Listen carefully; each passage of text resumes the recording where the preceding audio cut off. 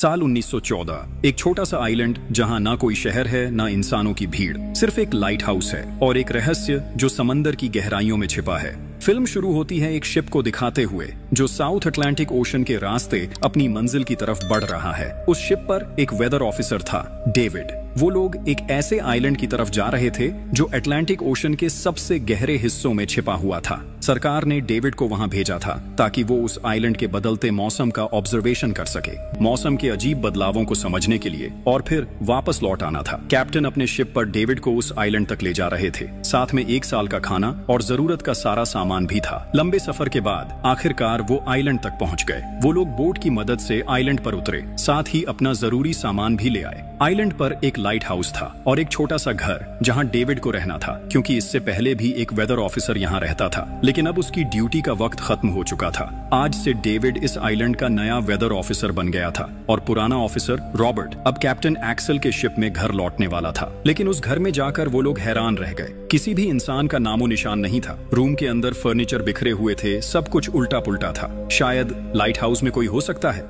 Captain और David बिना वक्त गंवाए लाइट हाउस की तरफ बढ़ते हैं और वहां एक अजीब नजारा देखते हैं। पूरा लाइट हाउस तेज और नुकीले लकड़ों से घिरा हुआ था, जैसे किसी ने जानबूझकर उसे बंद कर दिया हो ताकि कोई भी अंदर ना जा सके। कैप्टन और डेविड ने लाइट हाउस का गेट कई बार नॉक किया, लेकिन कोई रिस्पॉन्स नहीं मिला। आखिर में उन्होंने गेट को जोर से धक्का दिया और अंदर घुस गए। लाइट हाउस के बिल्कुल ऊपर उन्हें एक आदमी मिला जिसका नाम ग्रूनर था। वो लेटा हुआ था। जब उन्होंने ग्रूनर से पुराने वेदर ऑफिसर के बारे में पूछा तो उसने काफी बेपरवाही से जवाब दिया, वो मर गया है, कोई भयानक बीमारी थी उसे। कैप्टन ने जब उससे डेड बॉडी के बारे में पूछा तो उसका जवाब और भी ज्यादा अजीब था, शायद किसी ने मार दिया होगा। ग्रूनर की बातें सुनकर डेविड और कैप्टन दोनों चौंक गए। उन्हें लगा शायद ग्रूनर की मेंटल कंडीशन ठीक नहीं है, लेकिन जब तक पुराने ऑफिसर का पता नहीं मिलता वो लोग कुछ कर भी नहीं सकते। कैप्टन ने डेविड से कहा, अगर तुम अब भी चाहो तो हमारे साथ वापस चल सकते हो। लेकिन डेविड जानता था अगर वो सरकार को इस आइलैंड का एक्यूरेट वेदर रिपोर्ट दे पाया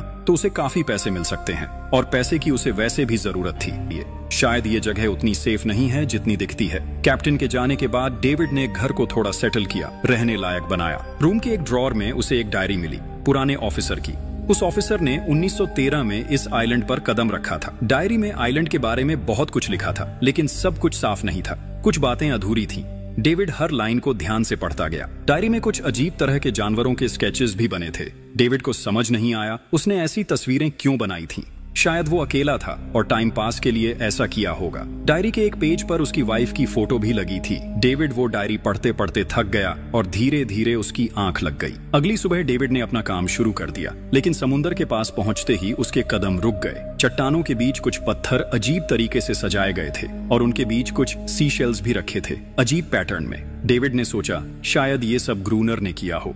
ये सोचकर वो दोबारा अपने काम में लग गया। मौसम का डेटा कलेक्ट करना, वही काम जिसके लिए वो यहाँ आया था। काम के दौरान जब उसने बाइनोक्यूलर से लाइट हाउस की तरफ देखा तो उसे ग्रूनर के साथ एक और इंसान दिखा, लेकिन फिर उसने सोचा शायद उसका वहम हो। रात हो चुकी थी और डेविड अपने काम में बिजी था। तभी दरवाजे पर नॉक हुआ। उसने सोचा शायद ये ग्रूनर है। डेविड ने उसका नाम पुकारा, लेकिन कोई जवाब नहीं मिला।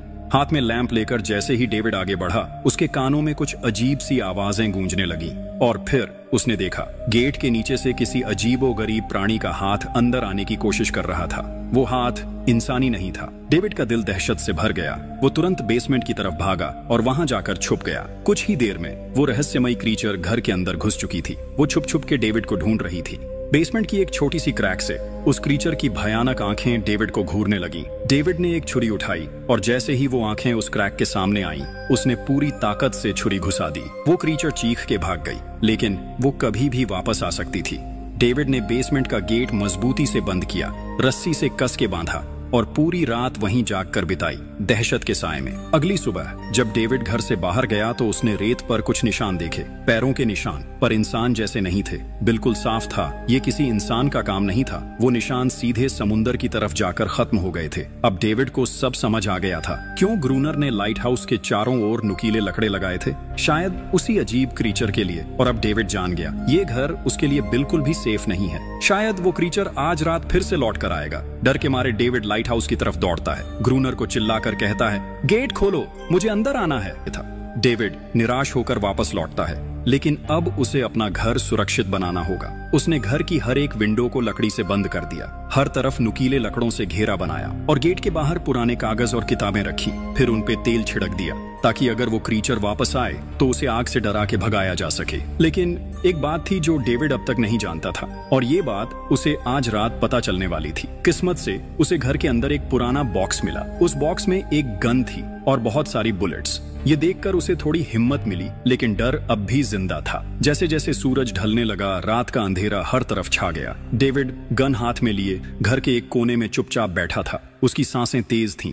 तभी एक अजीब आवाज सुनाई दी, और जब डेविड ने खिड़की की तरफ कदम बढ़ाया तो जैसे उसके पैरों के नीचे से जमीन ही खिसक गई। सिर्फ एक नहीं, पानी में से कई सारी वही अजीबो-गरीब क्रीचर्स उठती हुई नजर आईं, और सब उसके घर की तरफ बढ़ रही थीं। कुछ ही देर में वो गेट को तोड़ने की कोशिश करने लगे। डेविड ने तुरंत गोलियां चलानी शुरू की। कुछ क्रीचर्स गिर गए, लेकिन बाकी और भी ज्यादा हिंसक हो गए। वो अब घर के अंदर घुसने की कोशिश कर रहे थे। जैसे जैसे उनकी तादाद बढ़ने लगी, डेविड ने बिना वक्त गंवाए गेट के बाहर रखे कागजों और पुरानी किताबों को आग लगा दी।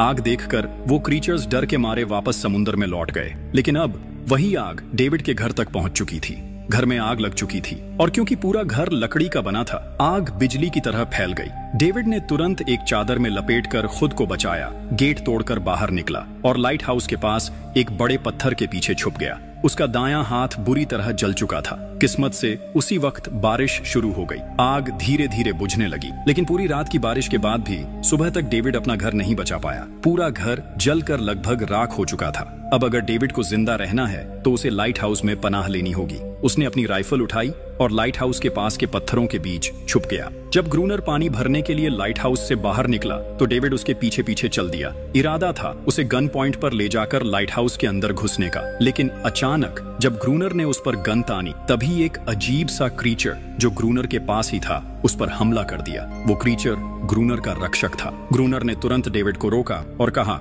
ये मेरा पालतू है। डेविड ने गोली नहीं चलाई, लेकिन एक शर्त रखी, अगर जिंदा रहना है तो लाइट हाउस में रहने दिया जाए। उसके पास 1 साल के लिए काफी गन पाउडर था और इतना खाना भी था कि दोनों बच सके। ग्रूनर कुछ देर चुप रहा, फिर धीरे से हाँ कर दी। शाम होने से पहले दोनों बचा हुआ खाना लेकर लाइट हाउस लौट आए। अगली सुबह वो क्रीचर चुपचाप डेविड का हाथ चाट रहा था, जबकि डेविड गहरी नींद में था, और कुछ ही देर में उसका हाथ काफी हद तक ठीक हो गया। ये सब डेविड के लिए एक शौक था, लेकिन जो आंखों के सामने हो रहा था उस पर यकीन करना मुश्किल था। लाइट हाउस के टॉप पर डेविड ने देखा ग्रूनर उन बुलेट्स को काउंट कर रहा था जो उन्हें गन से मिली थी, और वो क्रीचर अपने तरीके से ग्रूनर की मदद भी कर रहा था। इसका मतलब ये था कि ये जानवर वायलेंट नहीं है। डेविड अब ग्रूनर से उसके बारे में और जानना चाहता था, और फिर ये सब दुनिया के सामने लाना चाहता था, क्योंकि ये किसी मिरेकल से कम नहीं था। एक अजीब सी फीमेल क्रीचर समंदर के गहरे अंधेरों से उनके सामने थी। अगर इस क्रीचर का सच दुनिया के सामने आता तो डेविड और ग्रूनर दोनों दुनिया भर में मशहूर हो जाते। लेकिन ग्रूनर को ये सब नहीं चाहिए। वो इस आइलैंड से कहीं नहीं जाना चाहता। ग्रूनर के पास कोई अपना नहीं था। उसके हिसाब से सोसाइटी में कोई भी अकेला नहीं रह सकता। हर किसी को किसी न किसी का गुलाम या नौकर बन के रहना पड़ता है। इसीलिए उसके लिए ये आइलैंड परफेक्ट था। ये जगह जहां वो अपने आप को एक किंग समझता था, अपनी मर्जी का मालिक। इसी वजह से उसने आइलैंड के कई हिस्सों में लिख दिया था, ग्रूनर इज किंग। लेकिन वो अजीब सी फीमेल क्रीचर उसकी पालतू कैसे बन गई? असल में एक बार ग्रूनर ने उसकी जान बचाई थी। वो गलती से अपने फिशिंग नेट में फंस गई थी। तब वो क्रीचर छोटी थी और उस दिन के बाद से ग्रूनर के साथ ही रह गई। उसकी हर बात माननी शुरू कर दी। लेकिन ग्रूनर एक गुस्से वाला इंसान था और उसने कभी भी उस क्रीचर के साथ इंसानियत से बिहेव नहीं किया। उसके साथ रेगुलर फिजिकल रिलेशन रखता था। एक बार उस क्रीचर ने ग्रूनर पर हमला भी किया और उसके बदले में ग्रूनर ने उसे सजा दी, एक ऐसी सजा जिसके बाद वो क्रीचर अपने आप को ग्रूनर की नौकरानी समझने लगी। शायद इसी वजह से हर रात वो क्रीचर्स समंदर से बाहर आते हैं उसे वापस ले जाने के लिए। लेकिन वो क्रीचर्स दिन के उजाले में अटैक नहीं कर सकते। खैर, डेविड अब यहाँ और नहीं रहना चाहता। वो किसी आने वाले शिप को सिग्नल भेजकर ये जगह छोड़ देना चाहता है, लेकिन ये काम इतना आसान नहीं। उसे यहाँ रहना अब बिल्कुल भी अच्छा नहीं लग रहा। उसे यहाँ घुटन सी महसूस हो रही है। वो जल्दी से जल्दी ये जगह छोड़ना चाहता है। शाम होने लगी है। ग्रूनर उसे कहता है, गन लेकर रेडी हो जा, क्योंकि वो क्रीचर्स कभी भी हमला कर सकते हैं। वो लाइट हाउस की लाइट ऑन करने के लिए तैयार हो जाते हैं और कुछ ही देर में समंदर से एक बड़ी तादाद में क्रीचर्स निकलकर बाहर आते हैं। वो लाइट हाउस की तरफ बढ़ते जा रहे हैं। ग्रूनर उन पर लगातार फायर करता जा रहा था, लेकिन डेविड पूरी तरह से डर गया था। वो लाइट हाउस के अंदर की तरफ पीछे हटने लगा। ग्रूनर के बार बार कहने के बाद भी वो बस एक कोने में चुपचाप बैठा रहा और कुछ ही देर में डेविड बेहोश हो गया। ग्रूनर अकेला उन क्रीचर्स से लड़ता रहा। अगली सुबह ग्रूनर ने गुस्से में उसे उठाया और कहा, अगर तुझे लाइट हाउस में रहना है तो मेरी हर बात माननी पड़ेगी। रोजाना पानी भर के लाना, लाइट हाउस के छोटे बड़े काम करना और रात को उसके साथ गार्ड ड्यूटी भी देना। चाहे डेविड चाहे या ना चाहे, ये सब करना उसके लिए मजबूरी बन गई थी। जिंदा रहने के लिए उसे लाइट हाउस में रहना ही पड़ेगा। डेविड अब ग्रूनर के सारे काम करने को तैयार था, लेकिन एक चीज थी जो उसे कभी पसंद नहीं आई, रोज रोज उस फीमेल क्रीचर को अलग अलग तरीकों से फिजिकली टॉर्चर करना। लेकिन जो इंसान सालों से इस सुनसान आइलैंड पे अकेला रह रहा हो, उसका मेंटल स्टेट थोड़ा बिगड़ना बनता है। डेविड भी कुछ ऐसा ही सोचता है। शायद ग्रूनर का दिमाग अब ठीक नहीं है, लेकिन फिर भी उसकी बात माननी पड़ती है। रात होती है, दोनों फिर से गार्ड ड्यूटी के लिए तैयार हो जाते हैं और एक बार फिर वो क्रीचर्स समंदर से निकलकर बाहर आते हैं। लेकिन आज डेविड को डर नहीं लग रहा। उसने फायर किया, पर आज ग्रूनर कुछ भी नहीं करता। वो डेविड को बाहर छोड़कर लाइट हाउस का गेट बंद कर देता है और खुद चुपचाप अंदर बैठ जाता है, ताकि डेविड खुद सीख सके कि इन क्रीचर्स से कैसे लड़ा जाता है, वरना वो लड़ते लड़ते मर जाएगा। डेविड चीख कर मदद मांगता है, लेकिन ग्रूनर उसकी मदद नहीं करता। इसी तरह लड़ते लड़ते वो रात कट जाती है और सुबह हो जाती है। सुबह ग्रूनर ने देखा डेविड लाइट हाउस के गेट के बाहर खून में लथपथ बैठा था। अब उसने सीख लिया था इन क्रीचर्स से कैसे लड़ना है। उसके अंदर का डर जा चुका था। इसी तरह वक्त गुजरता गया, रातों को उन क्रीचर्स से लड़ते हुए और दिन भर ग्रूनर के लाइट हाउस के काम संभालते हुए। ये आइलैंड अब उसके लिए एक बंद घर जैसा हो गया था। वो हर वक्त ये सोचता रहता कि कब ये जगह छोड़े, कब आजाद हो। समय के साथ साथ डेविड का उस फीमेल क्रीचर के साथ एक अजीब सी दोस्ती बन गई थी। डेविड को उसके लिए अब बुरा लगने लगा था। अब उसे समझ आया था कि अपने लोगों को छोड़कर अकेला रहना कितना मुश्किल होता है। शायद वो क्रीचर भी कुछ ऐसा ही महसूस करती थी। डेविड ने उस क्रीचर को एक नाम भी दिया, एनेरियस। और फिर एक दिन उन्होंने देखा कि उन क्रीचर्स के अटैक्स धीरे धीरे कम हो रहे हैं। डेविड सोचता है शायद सर्दियों में वो कहीं और चले जाते हैं, जैसे वेल्स करती हैं, या फिर शायद उन्हें समझ आ गया था इन दोनों से लड़कर कुछ नहीं मिलेगा। लेकिन ग्रूनर ने उसे साफ कह दिया, बिल्कुल नहीं, वो फिर से अटैक करेंगे। अब वो खुद को रिप्रोड्यूस कर रहे हैं, उनकी तादाद बढ़ती जा रही है। कुछ और दिन ऐसे ही गुजर गए, लेकिन यहीं पे ग्रूनर से एक बड़ी गलती हो गई। वो दोनों खेल में इतने उलझ गए कि लाइट हाउस की लाइट्स ऑन करना ही भूल गए और अंधेरे का फायदा उठाकर क्रीचर्स ने उन पे अटैक कर दिया। डेविड ने देखा वो क्रीचर्स अब ब्रीड कर चुके हैं। उनकी तादाद इतनी ज्यादा थी कि दो लोग मिलकर भी ज्यादा देर तक नहीं लड़ सकते थे। गन्स के बुलेट्स भी ऑलमोस्ट खत्म हो चुके थे। किसी तरह बचते बचाते वो लाइट हाउस के टॉप तक पहुंच गए, लेकिन इस बीच ग्रूनर के पैर में गहरी चोट लग गई। वो क्रीचर्स लाइट हाउस में घुसने की कोशिश कर रहे हैं और डेविड और ग्रूनर को कहीं से भी बचने का रास्ता नजर नहीं आ रहा। उन्होंने हार मान ली, लेकिन खुशकिस्मती से सुबह हो गई थी। जैसे ही सूरज धीरे धीरे उभरता है, वो क्रीचर्स लाइट हाउस छोड़ के समुद्र में वापस चले जाते हैं। अनारियस ग्रूनर के जख्म को ठीक करने की कोशिश करती है, लेकिन अब तक डेविड को समझ आ चुका था कि वो इन क्रीचर्स के साथ ये लड़ाई जीत नहीं सकते। बुलेट्स भी अब खत्म होने के करीब हैं। उनके पास खाना भी इतना नहीं है कि ये ज्यादा देर तक चल सके। अगले दिन खुशकिस्मती से जब डेविड लाइट हाउस के बाहर इधर उधर घूम रहा था, उसने समुद्र में एक जहाज देखा। वो जल्दी से अंदर से फ्लेयर गन लाया और जहाज को सिग्नल देने गया, लेकिन ग्रूनर ने उसे रोक दिया क्योंकि वो नहीं चाहता कि डेविड यहाँ से जाए। उसी वक्त अनारियस ने ग्रूनर पे हमला कर दिया। वो डेविड को ग्रूनर से बचाना चाहती थी। ग्रूनर किसी को भी ये आइलैंड छोड़ने नहीं देना चाहता। ये आइलैंड उसकी अपनी दुनिया है,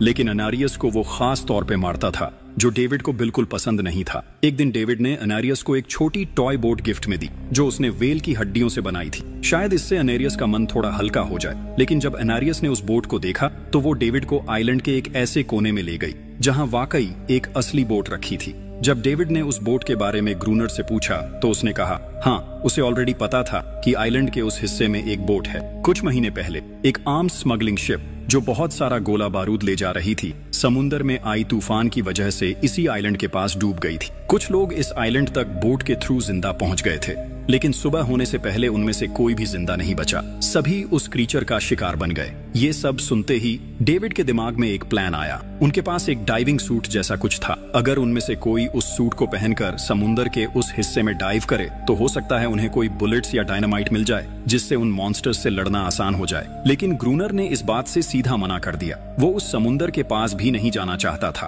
पर डेविड अपनी जान के खतरे पर भी ये काम करने को तैयार था। कुछ और दिन इसी तरह गुजर गए। डेविड और अनारियस के बीच एक गहरा कनेक्शन बनने लगा। डेविड उसे पसंद करने लगा था। ये सब ग्रूनर ने चुपके से देख लिया और उसी वक्त पहली बार उसके मन में ये ख्याल आया, शायद उसे डेविड की मदद करनी चाहिए। डायनामाइट वाले प्लान के बारे में बता दिया था, इसीलिए अब वो अटैक नहीं कर रहे थे। ग्रूनर गुस्से से पागल हो गया और एनेरियस को पीटना शुरू कर दिया, लेकिन डेविड ने उसे रोक लिया। आखिर में दोनों ने मिलकर एक नया प्लान बनाया, लाइट हाउस का मेन गेट खुला छोड़ने का, ताकि जैसे ही वो क्रीचर्स पास आए डायनामाइट से उड़ा दिए जाएं। कुछ ही देर में वो क्रीचर्स समुद्र से बाहर निकलने लगे। तभी डेविड की नजर उनमें से एक के गले में लटके एक नेकलेस पर पड़ती है और उस मोमेंट पर डेविड को अपनी सबसे बड़ी गलती का एहसास होता है। जिन क्रीचर्स को वो अब तक वायलेंट समझते आए थे, वो भी इंसानों की तरह सिविलाइज थे, सिर्फ बोल नहीं सकते थे। शायद उनका लाइट हाउस पर हमला करना किसी वजह से था, लेकिन ग्रूनर के लिए ये सब बेकार बातें थीं। उसके लिए वो इस आइलैंड का किंग था और हर किसी को उसका हुक्म मानना पड़ता था। उस दिन के बाद वो क्रीचर्स फिर कभी वैसे अटैक नहीं कर पाए और अनारियस ने भी डेविड पर से अपना पूरा भरोसा खो दिया।